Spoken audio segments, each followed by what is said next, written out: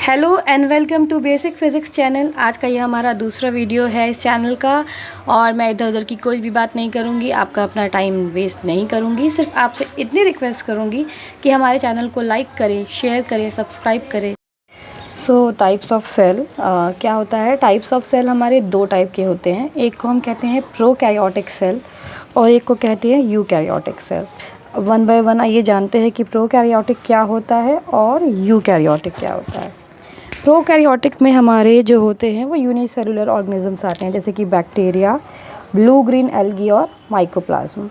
इसमें ये लैक करता है मेम्ब्रेन बाउंड न्यूक्लियस। इसका जो न्यूक्लियस होता है उसके चारों ओर कोई मेम्ब्रेन नहीं होती है, ठीक है। इसके अंदर जो जेनेटिक मटेरियल, हमारी बॉडी में जेनेटिक मटेरियल क्या होता है? डीएनए होता है। वो नेकेड मतलब है कि इसके वही मेम्ब्रेन नहीं है इसके चारों आसपास, तो इसको नेकेड कहते हैं। And circular without a nuclear membrane, यही है रीज़न नेकेड कहलाने का। और इसमें मेम्ब्रेन बाउंड न्यूक्लियस बहुत सारे होते हैं, राइबोसोम्स, माइटोकॉन्ड्रिया, ये सब नहीं होते हैं। इन सेल्स को प्रोकैरियोटिक सेल कहते हैं। ये सब क्या चीज़ें हैं? न्यूक्लियस क्या होता है और ये जो आपका मेम्ब्रेन क्या होता है, माइटोकॉन्ड्रिया क्या होता है, ये सब मैं आपको आगे बताऊंगी। फ़िलहाल अभी ये देख रहे हैं कि प्रोकैरियोटिक सेल में प्रोकैरियोटिक सेल्स यूनिसेलुलर होता है, इनमें किसी भी तरह का मेम्ब्रेन नहीं होता है। इनका जो जेनेटिक मटेरियल डीएनए है वो न्यूक्लियस में जो है वो बिना किसी मेम्ब्रेन के है और इनमें मेम्ब्रेन बाउंड ऑर्गेनल्स भी नहीं होते हैं। तो ऐसे सेल्स जिनमें ये सारी चीज़ें होती हैं वो प्रोकैरियोटिक सेल कहलाते हैं। अब देखते हैं कि यूकैरियोटिक सेल्स क्या होते हैं। हमारे जो यूकैरियोटिक सेल्स होते हैं इनको हम ट्रू न्यूक्लियस बोलते हैं। ट्रू न्यूक्लियस क्यों बोलते हैं? क्योंकि इनके चारों ओर डबल मेम्ब्रेन बाउंड न्यूक्लियस है, यानी न्यूक्लियस के चारों ओर मेम्ब्रेन्स हैं। और इनमें जो हमने बताया था माइटोकॉन्ड्रिया, राइबोसोम्स जैसे जो क्या बोलते हैं ऑर्गेनल्स हैं, ये भी होते हैं। इनके अंदर एक साइटोस्केलेटन होता है।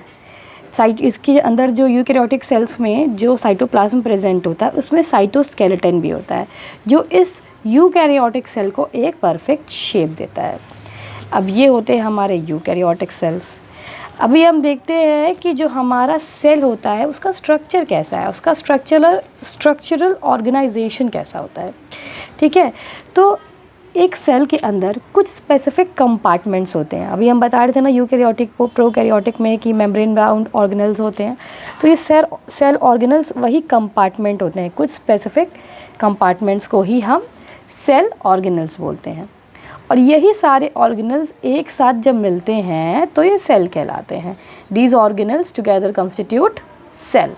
अब देखते हैं कि हमारे सेल के अंदर तीन पार्ट्स होते हैं, जनरली तीन पार्ट्स होते हैं, फिर बाकी चीज़ें जो होती हैं इनके अलावा होती हैं।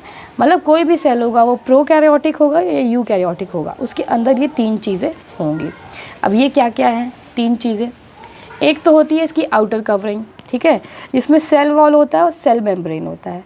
सेल मेम्ब्रेन हमारा प्लांट सेल और एनिमल सेल्स दोनों में प्रेजेंट होता है, बट सेल वॉल हमारा सिर्फ और सिर्फ प्लांट सेल में होता है। ये हम अभी आगे देखेंगे। इसके बाद आते हैं प्रोटोप्लाज्म, सेकंड चीज़ होती है, इसे फ्लूइड कंटेंट ऑफ सेल कहते हैं। एक सेल होता है उसके अंदर जितनी भी लिक्विड की तरह कुछ एक कंटेंट भरा होता है वही हमारा प्रोटोप्लाज्म कहलाता है। पिछले वीडियो में मैंने आपको बताया था कि प्रोटोप्लाज्म टर्म किसने दिया है। प्लीज़ कमेंट सेक्शन में मुझे कमेंट करके बताइए कि प्रोटोप्लाज्म टर्म को किसने कॉइन किया था। और उसके बाद आता है सेल ऑर्गेनल्स। जैसे ही बताया था मैंने आपको कि माइटोकॉन्ड्रिया हो गया, क्लोरोप्लास्ट हो गया, राइबोसोम्स हो गया, ऐसे बहुत सारे सेल्स ऑर्गेनल्स होते हैं हमारे सेल के अंदर। सो इनके बारे में भी हम पढ़ेंगे अपने नेक्स्ट वीडियो में डिटेल से कि आउटर कवरिंग क्या है, प्रोटोप्लाज्म क्या है, सेल ऑर्गेनल्स क्या क्या होते हैं। Thank you.